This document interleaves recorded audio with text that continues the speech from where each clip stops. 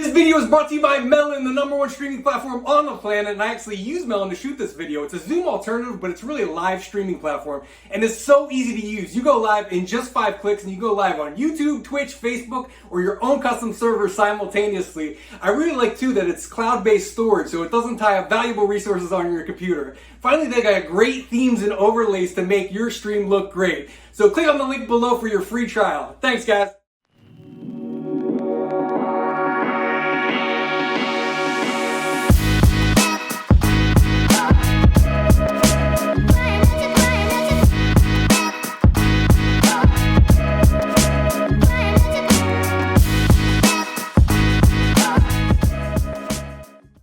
Cool. Hey guys, welcome to the Tom Ward Show, where I talk to the biggest creators in the world. And today I've got Justin Kan, entrepreneur, investor, the founder of Twitch, Justin TV, Social Cam, Atrium, and more. But he's also a content creator with an excellent YouTube channel and podcast, which we're going to talk about. But it's not just enough to be an exec anymore. You've got to be a content creator. You've got a great quote. You said you need to own your own social channel so you can talk directly to your customer and your audience so media doesn't screw it up. Media personalities, creators, and influencers are the future. Yeah, I believe it. I stand by it. I think there's so many, the old model, when I started off in startups, building businesses, was you were disintermediated by the press, right? If you wanted to reach customers, you had to go get press for it and get people to tell your story. And now with social media, with Twitter, with YouTube, you can tell your story directly. With Instagram, right? Like brands and the people behind brands more than ever can tell their own story directly. And I think that's really powerful. And you control the narrative, you control your audience, you control everything about it. And it's just like, to me, it's a no-brainer to invest in. It's funny. I was interviewing, do you know John Uche? You're big on Clubhouse, right? Do you know him? I don't know him. He used to work on Instagram, or he used to work at Instagram. Now he's making the transition to creator. But we talked about the same thing. It was like, I think I did have met him on a panel. Yeah, that's right. Oh, nice. Okay. But we were talking about the same thing. And he was saying, how bad corporate America does at this. And he was saying, perfect example, Elon Musk, name another car executive. Just name one. Right. And unless you're in the business world, if you're just on social media casually, you have no idea. I think one of the Ford kids is running Ford now. I don't know, but You don't see him anywhere. And do you think that's a bad thing?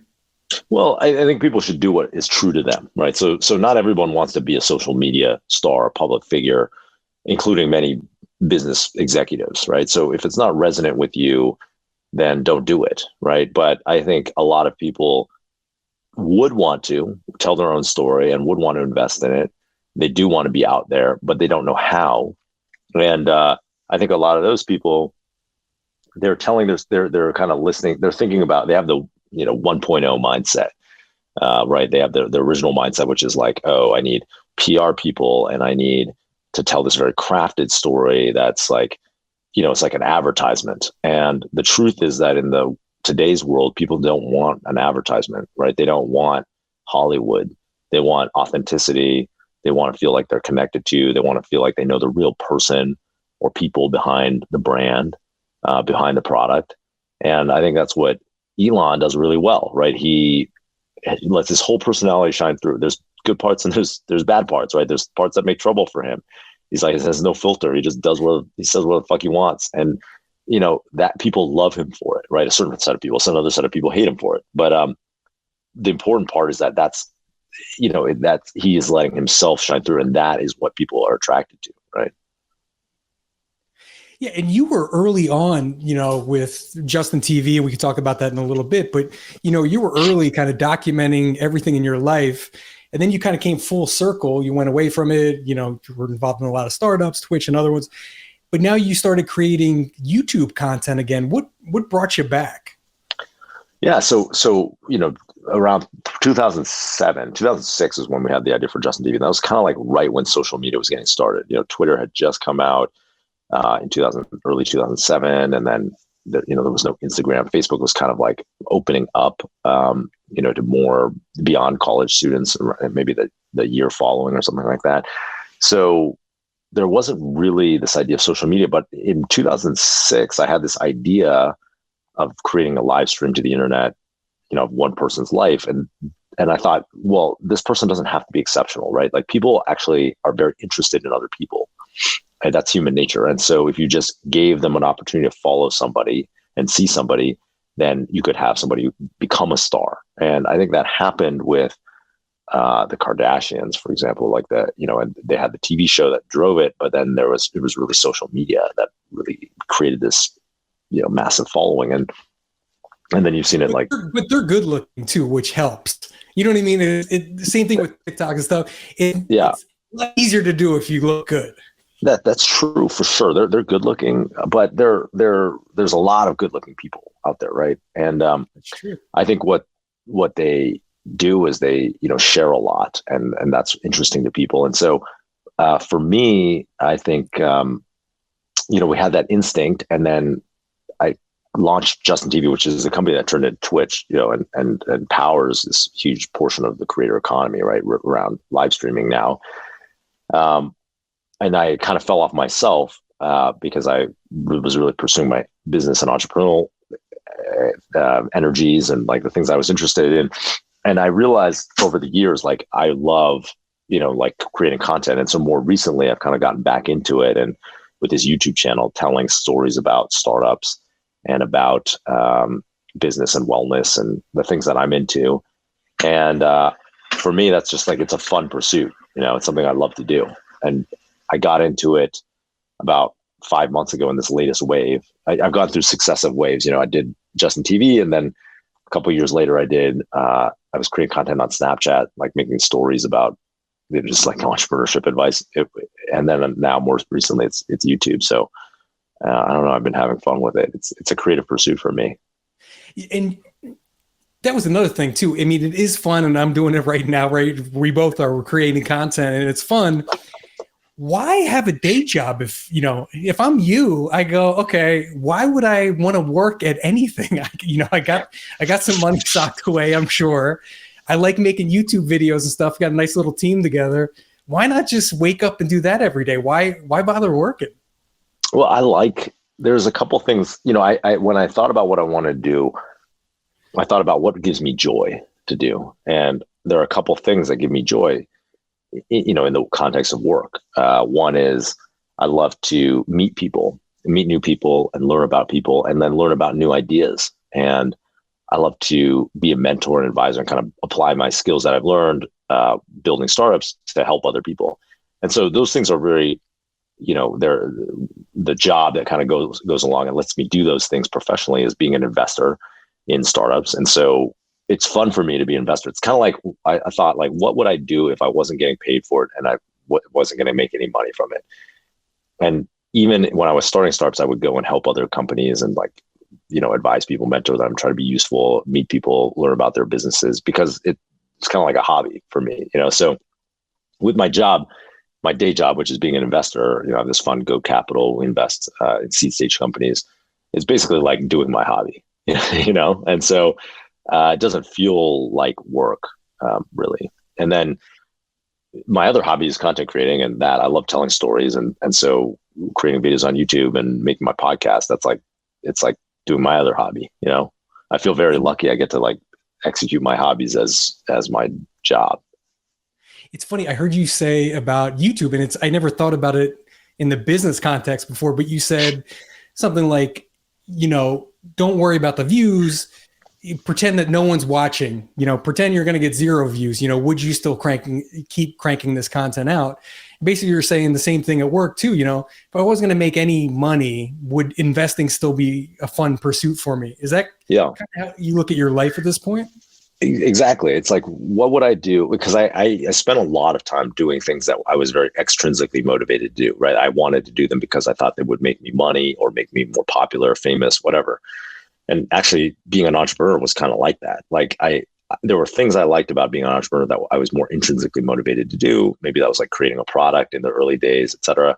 But then later on, it's like growing a company and managing a ton of people. And, did I love to do that? Is that my natural thing that I would want to do for no money? Not really. but I was motivated from external reasons. And eventually I woke up to this idea of like, oh, I could pursue the things that I want to do for internal reasons because I love them, for intrinsic reasons. And when I started doing that, I was just much, much happier. I was like so much happier. And so that's kind of the measure by which I determine, what I want to do and how I want to spend my time. It's funny. I've got to look at a note here, but community seems like is very important to you. I was looking, one of your companies was Whale, an online Q&A community, connect with influencers. You also did The Drop, an online community that helped people discover dance music. You're big into Burning Man. Twitch is a community. Social media is a community. How important is that for what you're doing, creating content, and just in your personal life? I mean, is that what you've always seeked? Yeah, that's a really insightful observation.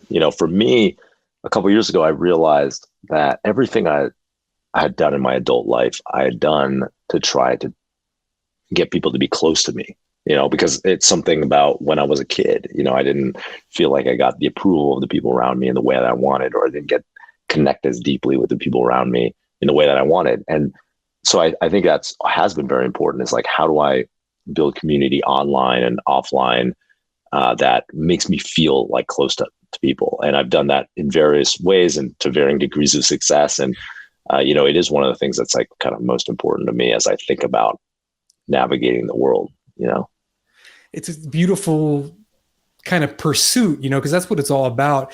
Talk about specifically the content creating, because, there's a lot of people who watch this who are, aspiring creators or influencers. Talk about how important, building a sense of community or building a community around what you're doing, how important that is.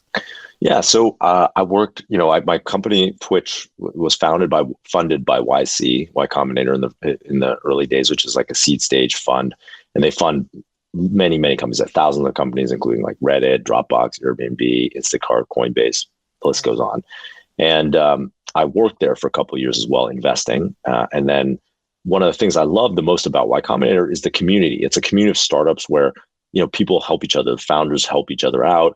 It's, some of my closest friends are other founders from that community. And in what's generally a very lonely pursuit, right, which is starting a company, you're like doing it with yourself or a couple co-founders, but then it's like, it's all on your shoulders. In the face of that lonely pursuit, this is like a community for support.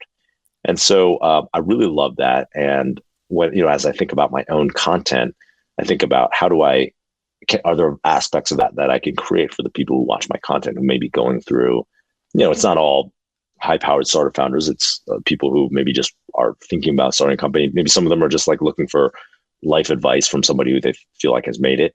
But it's like, can I create mechanisms of, creating a community and interactions among those people who watch my content, whether that's, a Discord server, which we might start, we haven't done it yet, or like other community software to like ways that people can like kind of interact and get together. Like I think about that a lot. It's cool. And YouTube isn't necessarily the best at that, right? Because you're kind of making content in your bubble with your team, You're on Clubhouse a lot too, right? What other platforms do you like? Like you mentioned Discord, like what other platforms are pretty good for you for building that community or kind of engaging with, your followers?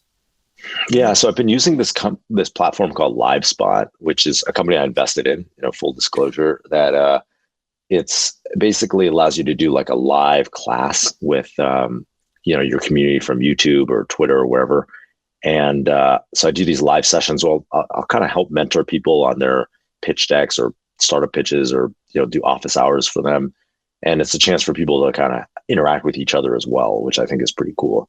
And so I've been experimenting with that. It's a new company. These guys just started like a couple months ago. So, that's one example of something I'm trying out, Wow, that's cool. What do you think of social audio? Are you, Clubhouse blew up and now there's a million of them, right?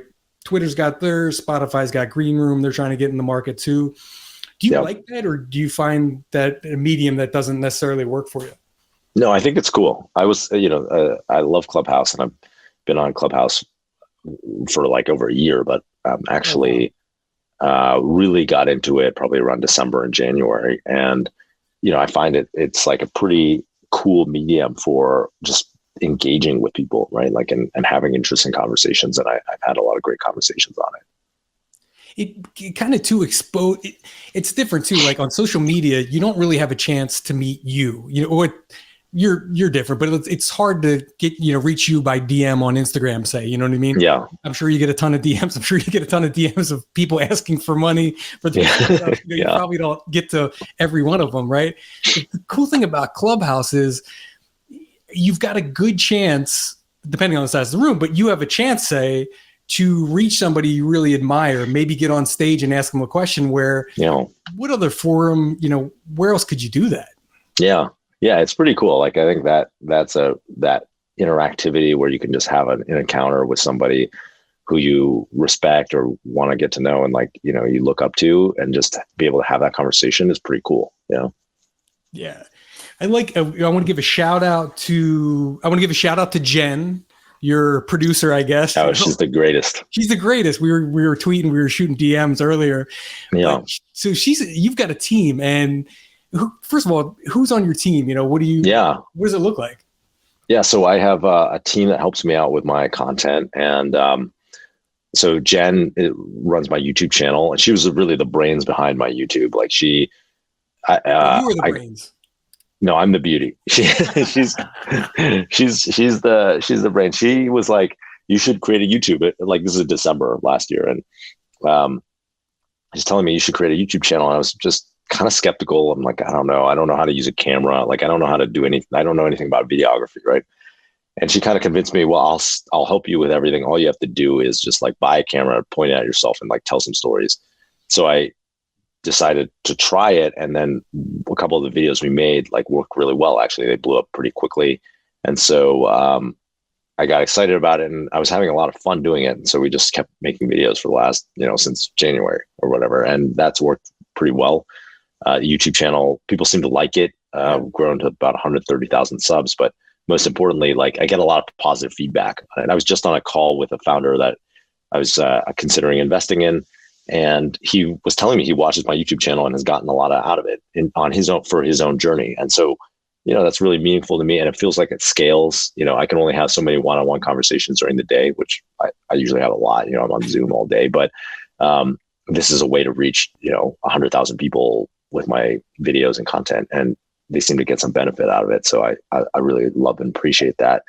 So Jen works on my YouTube, and then she has some editors who help on the YouTube channel. So she'll kind of she and I will come up with the ideas, and then I'll film it, and then the editing team, one of our editors will kind of take a stab at it, and then we'll iterate from there. And then I also do a podcast called The Quest. It's like a guest-based podcast, I guess kind of like this, where I'll bring in friends of mine from all different disciplines and areas who are doing interesting things, maybe have had interesting stories, oftentimes ups and downs. Anyone who's been successful has gone through a lot of failure to get there. And I think from the outside, sometimes it's hard to see that failure, right? Because you just see where they're at right now. My friends who are the chain smokers, right? They huge EDM act. Oh yeah. They, are incredibly successful today, but then, when you talk to them and you hear the stories of how they grinded and experimented to get there and almost gave up many different times, that gives you a different perspective. And I just wanted to tell stories of guests where people went through that struggle and then they found success. And then oftentimes they realized that success maybe wasn't the most important thing after all. It was more about that journey and finding some deeper meaning afterwards. So I do that podcast, and then I have a full-time producer on that, Brent, who works with me on that. And he usually comes up with the guest ideas. We do it together, and we'll kind of, and then he's the producer, and then we have a team of editors that work on that podcast as well. And then I have another kid on my team, Felix, who's kind of helps with the newsletter that we produce, as well as a lot of content ideas for both the podcast and the videos. Do you go this hard at pretty much everything you do? You don't seem like a half-assed kind of guy, whether that's funny because or hobby. Yeah. It's interesting that you say that, because I actually don't think of myself as going that hard on content, although I see that as I just described, this whole infrastructure I've set up. Yeah. It seems like a lot. Yeah. I also have like somebody who works on all the graphics and stuff for all this stuff. So, there's probably a little bit more than I haven't explained, but, it's funny. It's like, I'm somebody who, when I want to see something in the world, I just like go and want to do it, like I'm just doing it. And I feel like a lot of times it manifests, because I'm always out there in the world talking to people, and I have a very evangelical personality. So when I have a new idea, I'm like telling everyone about my new idea. And I think oftentimes that bubbles up people who want to get involved. They want to participate. They want to work on it with me. And I'm very open to working with new people. I've always, on my projects, I've worked with many, many different new people, and it's always like, not always new people, but often new people. And so I think that, it often, like, I get this ball rolling on things, and it often just feels like it's manifested around me. One example, which is pretty cool, that's top of mind for me, is like, I've had this beverage idea for a while. Like a non-alcoholic beverage idea. And, I don't drink anymore. I quit drinking a couple of years ago. I had this idea, and I had no idea how to implement it, right? I'm not from the beverage world. I have no idea how to do it. And actually, someone texted me on Friday, who was the co-founder of a beverage company that I met months ago, randomly. Like, he didn't know I had this idea. And he's just like, oh, I left my company. Like, I'm looking for something to, I was wondering if you want to catch up. And I was like, oh, I have this idea. And I'm texting him about it. And he's like, I could make that. And he's super excited about it. And so now, 4 days later, we're starting this beverage company, and it's pretty cool, because for me, I have ideas in the world. It could be content, it could be startups, it could be investment ideas. And I'm always just explaining them to people, telling them to people, and it just gets people excited. And sometimes things happen from it. Sometimes it's Twitch, sometimes it's, a company that didn't work out, right? Like I do not have 100% success rate at all, but I do think that I have a lot of catalytic energy to get people excited and start things. And that's what I was going to say too, as a founder and a successful founder, you've got to have, a bunch of skills. Like, one that just jumped out at me is you're a doer. Hey, I want to do a beverage and I don't know shit about it, but I'm going to figure it out. Yeah. But the other thing too, that seems like you've got, and it might be one of your most, important talents in the work you are. And you said you're evangelical. It seems like you have the ability to transmit excitement to somebody else. Yeah. I'm super jacked on this. Here's what I'm thinking. Here's the vision. Is that what, if you had to pick, some traits, some positive ones that you've developed over the years, is that one? For sure. That's like my number one. Is it? That's my number one. Yeah. It's like, because I'm not that good at anything. I'm like that's not false humility. Like, I think I'm a pretty smart person. I have a lot of business experience, so I can understand business patterns pretty well. And, I'm fairly well spoken. Like, I have good baseline skills, but I'm not like the world's best programmer. I'm definitely not the world's best manager. I'm not the most thorough, like the most analytical or financial investor. But I have a lot of energy to like activate people and get them excited about things. And any sort of organization that you build, whether it's content, whether you're building, a company, a nonprofit, it's going to involve people, right? Like, there's very few human organizations that are like one person, right? Like that, where they just do a parking lot. I always thought the best business to own like a parking lot. You need like one employee. Exactly. So it's if you build a parking lot, maybe you only need one person. But that's the exception. Yeah. Yeah. Most companies, most organizations involve multiple people, and so you need somebody to like get everyone excited to go do it. And it seemed like it worked out too. And you hit on something too. You're not that smart. I'm going to call bullshit, of course, but you're a Yale guy, right? And not only you're a Yale guy, so you can't be a dummy getting into Yale. So that's number one. That's fair. Two, I thought when I heard your major was physics and philosophy, that's correct, right? Yeah, that's right. I thought that was bizarre, but I'm a meditator. I do transcendental meditation, and the Maharishi, the guy who founded it, was a physics major in college. He got his master's in physics. So it seems like two foreign worlds, but in your mind and maybe in his, does it kind of go together? It seems like two total opposite ends of the spectrum.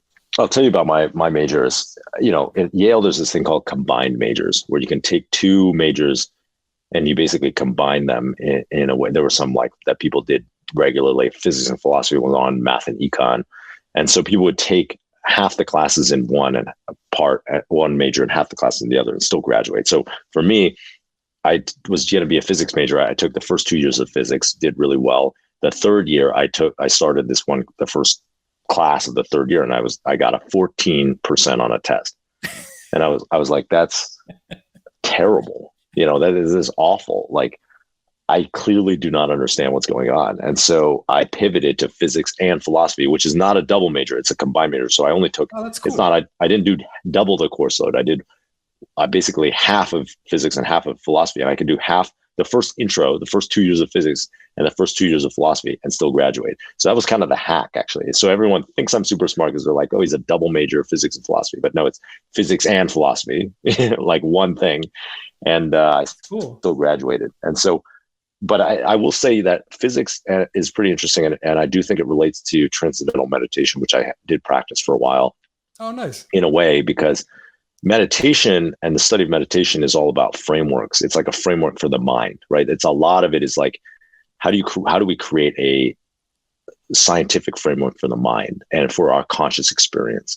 And physics is about frameworks, right? Now, it's kind of like the difference between physics and biology or something like that. Like physicists would say like, oh, this is like real science, and biology is like kind of, or sociology, or like, economics, maybe economics is probably the best example. It's like, that's like kind of fake science, right? Because it's more of like, the data is like maybe ill-defined in many different aspects. And like, that's true, I think, when you consider like the meditative sciences, right? It's like the data is very subjective because it's coming from like people's kind of first party reports. And so maybe it's like not the cleanest, quantitative framework, but I do still think it's like an example of framework thinking.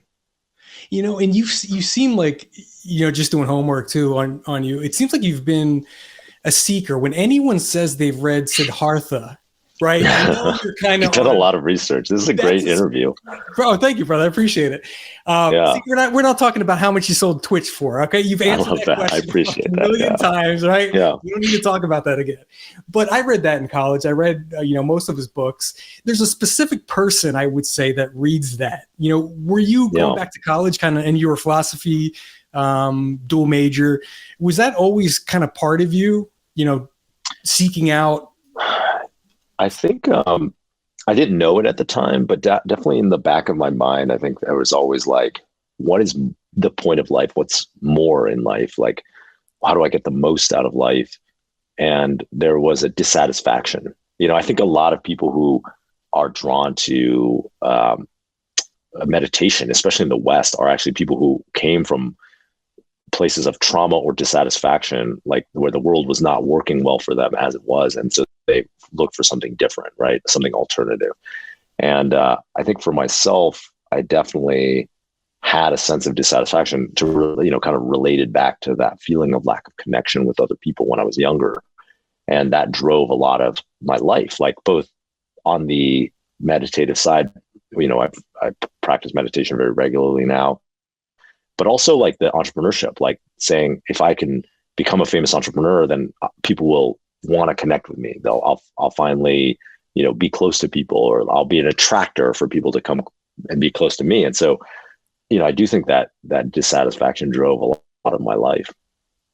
What other books? It sounded like that one kind of made an impact on you too.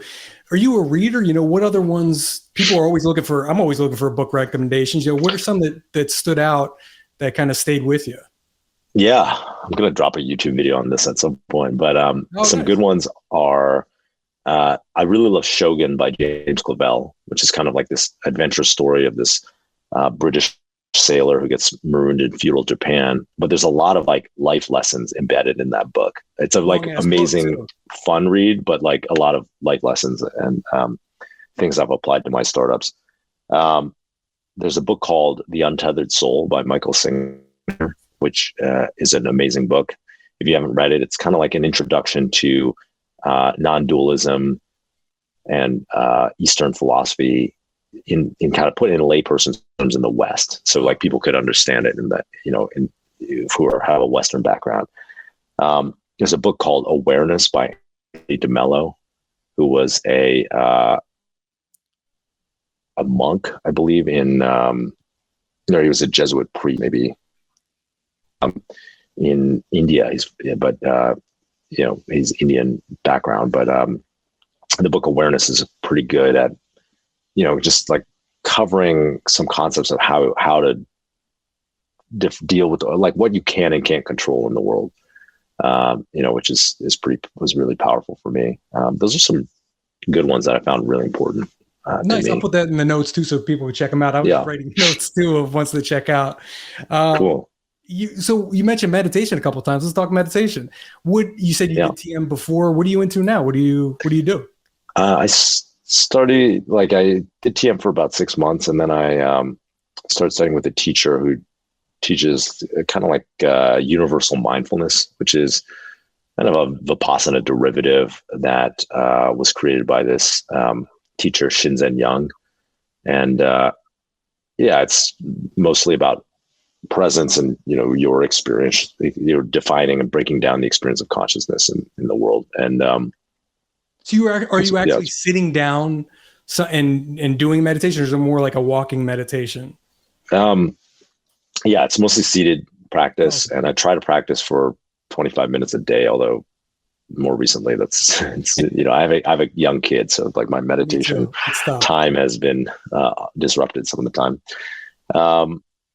And I try to practice every day. I have practiced every day for years, although my bar is really low. I'm like, if I sit for 2 minutes, then I count it. So I practice regularly, and then I try to be present, in the moment a lot of times. So I have this red bracelet that I keep on, and every time I look at this bracelet, I remember, be present. Like, what's my present experience, and try to deconstruct my present moment experience in consciousness whenever I am reminded to. And that's kind of my practice. Dude, that's hard, especially kind of being in the social media type world too. It's easy to be in a boring conversation and kind of take out your phone and, zone and just out. Start doom scrolling. Yeah. I used to do that forever. 100%. And I think that's a problem. I mean, I'm guilty of it. I run into that too. It's just kind of you're mindlessly, scrolling just because kind of where you're at that point in time doesn't seem that interesting. It seems like you got to look for some external stimulation to kind of have some fun almost. Yep. Yeah. And the mind doesn't like to be bored, right? There's a bunch of, I feel like it goes back to, I have this philosophy on human behavior, which is that we're all human beings, human beings evolved in the resource scarce environment. And so we're running a resource scarce algorithm in a resource abundant environment. Now, today we have abundance in everything. We have enough food, more calories than you need. You have more alcohol than you need, or more access to information than you need, right? You have your information used to be scarce, and so we're attracted to get information and process information. But now today you have the entire internet on your phone at any moment, and so it's easy to just get caught into doom scrolling Twitter for hours and hours, right, before you knew what happened. And so for me, it's about, I think, this meditation is a way to mentally retrain yourself to put a little bit of distance between impulse and action. And that can be a really powerful tool. How old? I've got 2 daughters. I've got a 6-year-old and a 2-year-old. How old are your kids? He's almost 2. Yeah, 1 kid, almost 2. Okay, so you'll see this. My 6-year-old is on YouTube. She navigates it. That's what she watches. She's way into it. Yeah. As kind of coming from that world, kind of coming from the tech background and stuff. Do you think you'll go the other way raising your kids? Hey, you get a half hour on YouTube a day. We're going to monitor your social media, or do you think you'll be kind of more hands off? How do you think you'll manage? No, I'd like to be more, the former, what you described, more controls. I mean, that's easy to say, right? So hard, everybody, yeah. It's easy to say, hard to do. So, that's my aspiration, but we'll see what happens. We didn't let him watch videos for a long time, and then only recently, and now it's okay, during teeth brushing, right, and stuff like that, things that are. But I can see how that slips. It's okay, now you're getting on an airplane, you're oh my god, I can't deal with this, and I don't pretend I have some super reserve of willpower or discipline here. And it's so wild too. I mean, I interview creators. That's what I do. And that's kids' number one career aspiration now, is to become an influencer of some kind. It's a Instagram star or, TikTok star or whatever. And now there's so much in your world, in the startup world. It seems like every day there's a new startup around creators of some kind. Right. What do you think of all that activity going on there? You think people are just trying to tap something that's hot, or you think there's a lot more out there that needs to happen, and that's why all these startups are popping up every day? Well, it's both. I think there is the creator economy has just started to inflect. We're 10 years in, but it's going to be a 100-year journey. I think you have people who are so powerful in terms of moving the needle on ideas and products that, there's all this infrastructure that hasn't been built to like support them in doing that. And so I think that's where the gold rush is, right? People are like, oh, they see like Mr. Beast can launch, Mr. Beast Burger and drive this massive amount of sales and have like, hundreds of restaurants or thousands of virtual restaurants now overnight. And people are like, wow, that's really impressive and really valuable. And what are the other downstream things that we could do with this kind of influence? And so I think that's, we're just starting to see that and explore that.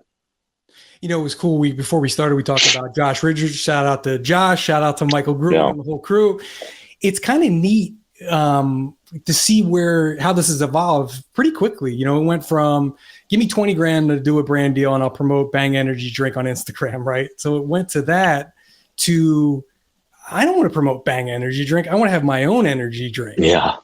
To I don't want to just have an energy drink. I want to have 10 other companies that I can invest in and kind of create this fund. It seems pretty impressive that it's kind of accelerated that quick. Did you ever think they'd be in your world, in that VC, world? Yeah. Well, we've had like actors and entertainers and artists coming into the VC world for the last 10 years. Ashton Kutcher was like one of the first. So it's been clear and I've seen the power of it because, the founders themselves are, not immune to the power of celebrity. And so I saw like founders being like, oh my God, I can get Ashton Kutcher to invest in my company or Nas to invest in my company. And then they would want to do that because who doesn't want to tell their friends back home, like, hey, Ashton's an investor in my company, so there is that brand power as a celebrity. It does, it doesn't just work in terms of, getting cast on shows and movies. It also works in terms of getting access to deals. And so I do think that's like, it's been happening for a while. What do those deals look like? So I got a startup. All of a sudden I want Josh Richards and Ashton Kutcher to be part of it. Very rarely, I'm guessing, are they investing money? Am I basically just giving them shares to? No, they're investing money. Like at first, a lot of celebrities just wanted like free shares, but people like the smarter entrepreneurs are like, okay, I don't, are you going to provide that much value? And then they're not sure, right? And so it's a risk. When they invest money, now it's a competitive environment for capital. So like the startups have grown for the last 10 years. There's been this massive bull market, right? Since 2008, really, since 2009. So like 12 years. And so there's all of this capital going into startups, right? At the early stage, at the late stage, et cetera. So you've seen it like later stages with SPACs and growth stage equity. You've seen it early stage with all these seed funds that have popped up. So how do you win that deal? Right? Like everybody's looking for how to win. Like even myself, someone who's been a successful entrepreneur, founder of Twitch, like I go into deals sometimes and people are like, oh, it's full. Like we don't, we already raised money from other people. Why do we need you? And so everybody, no matter who you are, I guarantee it, like there's, there's always, you have to compete. There's some deals you have to compete for. And so, being a celebrity is a way to compete, but they work for it now. Like the smarter ones are like saying, okay, I can help you drive traffic. I can help you drive, brand recognition. And I'm also going to invest money, It's wild. I interviewed Kevin Durant's business partner. And it was funny. He was saying that, not that long ago, 5 years ago, basketball players, when they met fans or just were out talking, they want to talk about basketball. They want to tell war stories or, get in that kind of conversation. He goes, now that's the last thing they want to talk about. Every one of them wants to talk about startups and investing. And it's crazy how it's shifted that quick. Well, it's interesting in the culture. Business has become cool, right? Yeah, it is cool. And like business is cool now. Like celebrity, like CEOs who are big companies or celebrities, they have hundreds of thousands or millions on Twitter and Instagram. Like people, like they're. It's kind of like what we talked about earlier. Like they are stars in their own way, and so the rest of the world has followed that. Whether it's sports, whether it's entertainment, music, like it's not. Like in music, it used to be like, if you're like too into business, you're a sellout, right? But now it's 100%. Like, that's smart. You're smart, right? Like my friends, the guys from the Chainsmokers, they have their own $50 million fund. They're smart. They're good investors, actually. They're really smart, right? And they are strategic about it, and they are interested in building businesses. And that's not lame anymore. That's cool, So, okay, you're an investor, right? Everybody's got a fund now. There's all these VC companies out there. How hard is it to find deals? Are you competing against the other guy trying to invest too? I mean, what's it like? Yeah, so there's a lot of deals. There's a lot of companies, and more companies than ever, but there's also more funds than ever. So it is competitive, and you have to, you're selling dollars, right? So, and dollars are the same, whether, if you get, I guess, if you get them from me or you get them from, a friend of mine, it's the same, right? The spend's the same. So the way that you differentiate is by saying, here's the value add that I'm going to provide to you, right?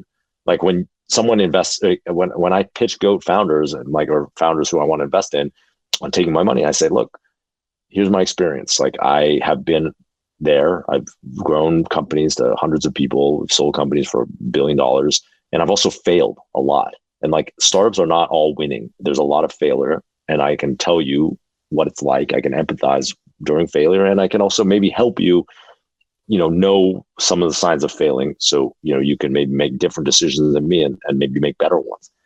And I'm going to put you on a thread with me, and a text thread, and my partner, Robin, and you can text us anytime and we'll get back to you, and help you. And here's like some of the ways that we've helped. I don't have to go into them here, but and that's it. Like that's the pitch. And usually it often works because I feel like people do want that experience around them. But sometimes it doesn't work, and like, that's okay.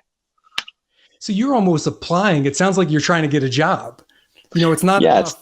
Did it used to be more just money talks? Hey, look, I got 10 million for you.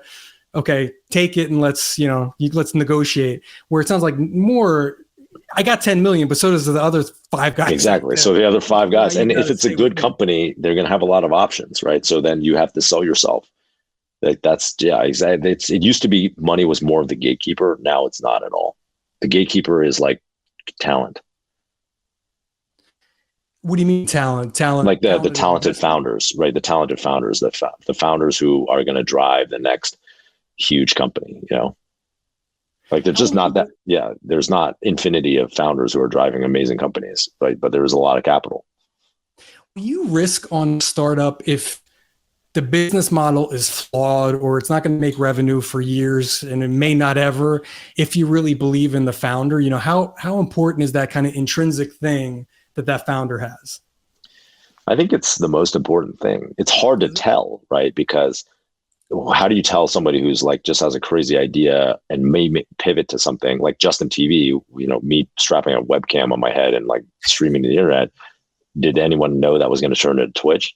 No, you couldn't even like really make a credible argument, right? Like you just had to go with your gut. Like, hey, these kids are like really motivated to figure something out.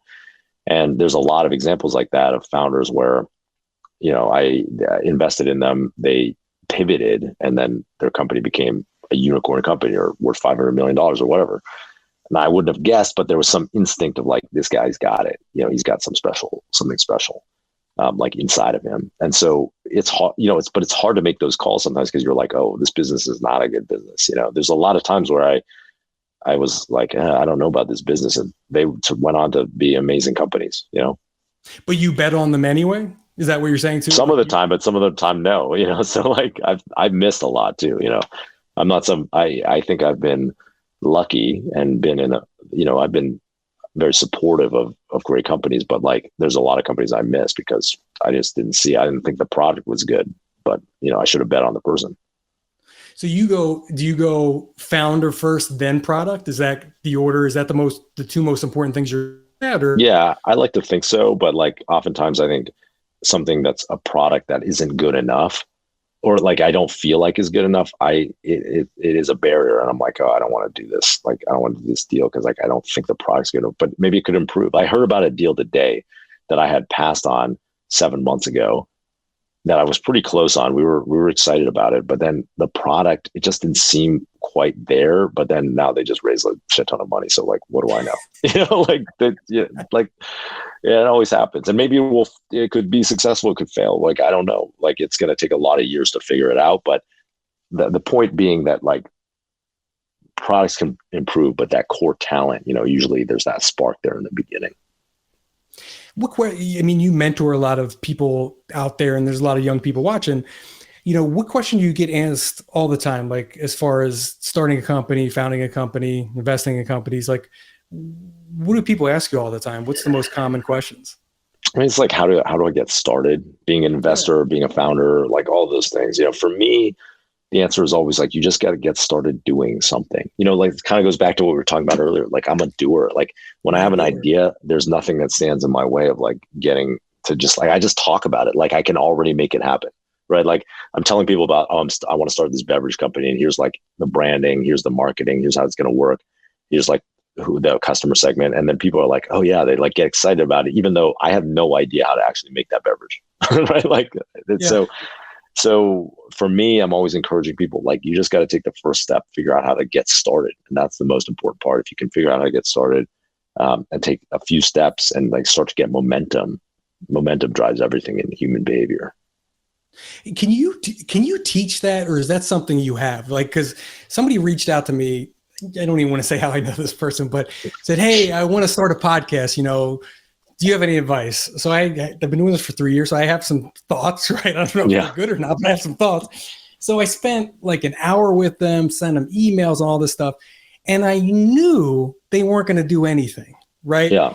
Because they're not a doer. They talk about a lot of things, but they never start anything. Can you teach somebody like that to become a doer? Or is that something like you have and that's just how you're made?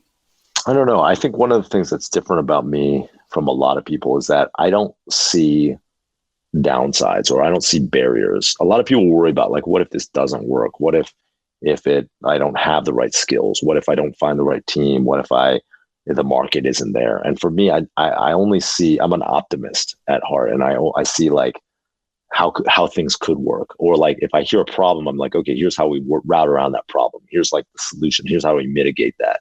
It never occurs to me like, it very rarely occurs to me like, don't do this, like I have to like, so when I get into, I have instincts, and I really trust my instincts. Like, with this beverage, it's like, I don't know if it's going to work, but I have this instinct that this segment of the market isn't served in this way. And I do think it will work.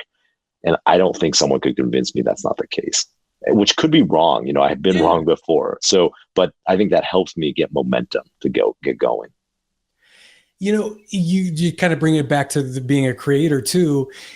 You mentioned before, hey, create content like no one's watching. So to me, I take that like, if it doesn't get views, as long as you're happy with the content, cool. Exactly. That may be a very Zen approach and may be the right approach. But if I post a video and it doesn't get a lot of views, I'm bummed for like days. It's like, did I waste my time? Where did I miss? All that stuff. How do you avoid doing that as a creator specifically?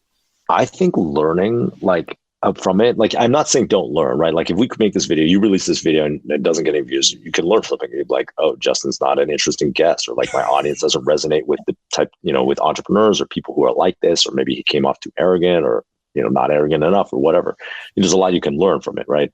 And I take that approach with my content. It's like, I'm not sitting there in a vacuum being like, I'm only going to create what I want, like no matter what. I'm learning from oh, people like this kind of vlog. They don't like this kind of vlog.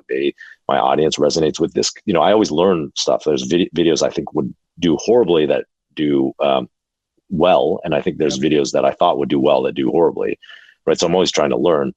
But I do want to fundamentally do things that are true to me that I'm excited about regardless, right? So the podcast is a great example because podcasts are actually very hard to grow, right? As you probably know. Oh, yeah.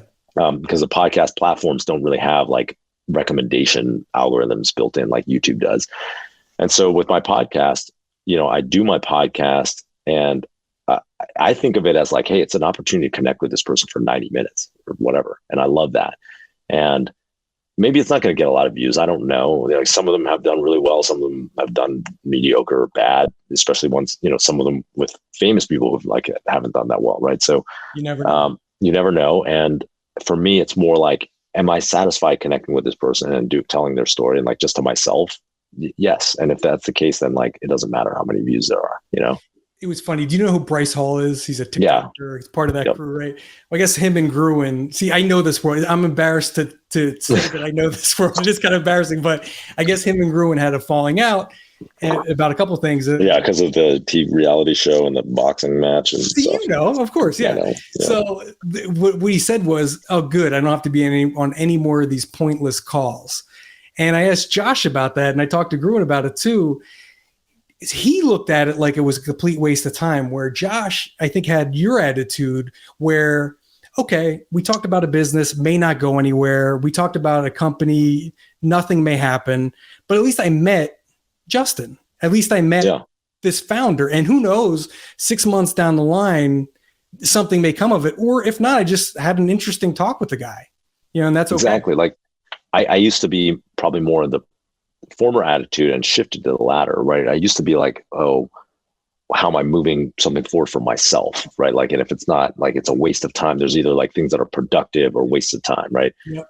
And now I've come to, in the later stage of my life, I've come to realize like, you can learn something from anyone. You can have valuable experiences with anyone. You can, even somebody who doesn't speak your language or doesn't share your culture, or you can connect with somebody about anything, and like human beings are more similar, and there's value to be had in every connection if you look for it. And I think that's really an important attitude shift for me because it's made me much more open, and I don't have regrets. Like if I got off, like a lot of times my natural instinct is the former. Actually, I'm like, oh, why do I want to do that? No, right? yeah. It's like, no, yeah. I'm not like naturally yes. I'm actually naturally no, maybe. Yep. And so a lot of times I go into a call or a podcast and I'm like, oh, why did I agree to do that? Right. Like, I'm like, why did I agree to do that? Do I really want to, like, et cetera, but then when I get into the conversation, when I have when I connect with somebody, when I learn about them, then I feel like, oh, wow, that was valuable. It doesn't matter. Like, I don't know how many podcasts or views your podcast gets, right? Like, will it drive YouTube views or something that I want? Like, I have no idea. But I really I'm enjoying having maybe not. I didn't look before I agreed to do your podcast, right? I didn't look is the point. And because I'd rather, I was like, okay, well, Michael connect us. He's a good judge of character. And I want to I love to connect with people and learn about them and have a conversation. So for me, that is the value, that's interesting. And you made me think. I saw a meme yesterday too. And I want your thoughts on this. And it was basically like what everyone thinks makes success. And it was like a pie graph, and it was just work hard, hustle. And that was 100% of the graph. But then the second that said what it actually takes, and like 10% sleep, 10% good exercise, 20% connecting with friends, 50% hard work.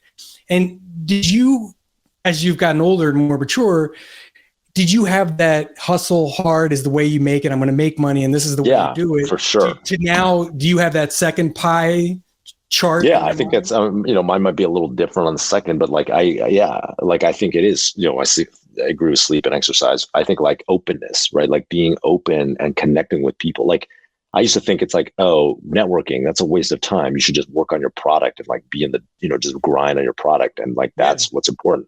And I didn't realize, oh, well, the exchange of ideas with other people and the thing, like having this network where you can tap into this broad set of resources and like different people with different experiences and skills is actually incredibly valuable. Right. Like, and it was a lack of maturity on my part in my early years to like not realize, kind of like this value in the diversity of approaches and mindset and like even the way you spend your time.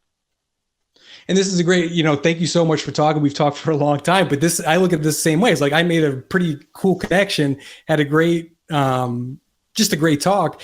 And before we go too, I downloaded your app. You have a new app, Kin. Yeah. And I was playing with it yesterday, and it's cool. It basically helps you build good habits. We talked about meditation before. I'm sure a lot of people watch this and go, yeah, I know I want to start meditation, but I can never stick with it. Talk about your app and how it helps people develop good habits. Thanks for bringing it up. So I have this app, Kin, which is basically the habit builder app that I always wanted myself. And, a couple of years ago, I started meditating. I started exercising every day. I stopped drinking, and people said, oh, you must have this tremendous willpower, right, Justin? And I'm actually somebody who does not have a high degree of willpower. For me, it was about building infrastructure so that I could maintain healthy habits easily. And what that meant was like social proof or social accountability. So I would tell my friends like, hey, I'm going to quit drinking. I'm going to work out, et cetera. And I would I didn't want to be a hypocrite in front of them. Right. So that was a big power. Like that was a way to kind of at the meta level set myself up for success. And then it was like this simple hack of like finding a habit tracker app, and every day I would open this app and press the buttons of like the things that I did.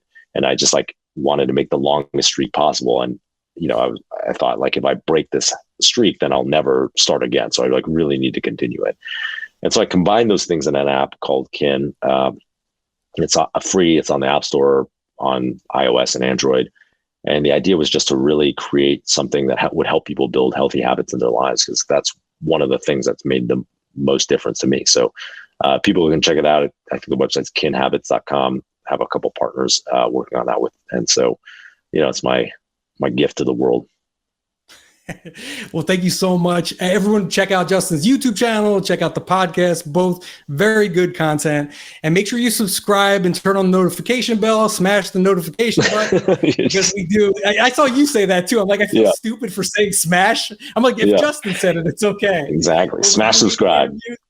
Yeah, there you go. We do interviews with the biggest creators in the world every Thursday. So make sure you subscribe so you don't miss any. Justin, it really was a pleasure, man. This is a conversation I don't get to have with a lot of people. We talked Siddhartha, we talked about meditation, we talked about startups, we talked about TikTokers. I mean, we covered a lot. It's fun. Yeah. Thanks, Tom. This was fun. I had a great time. Thank you.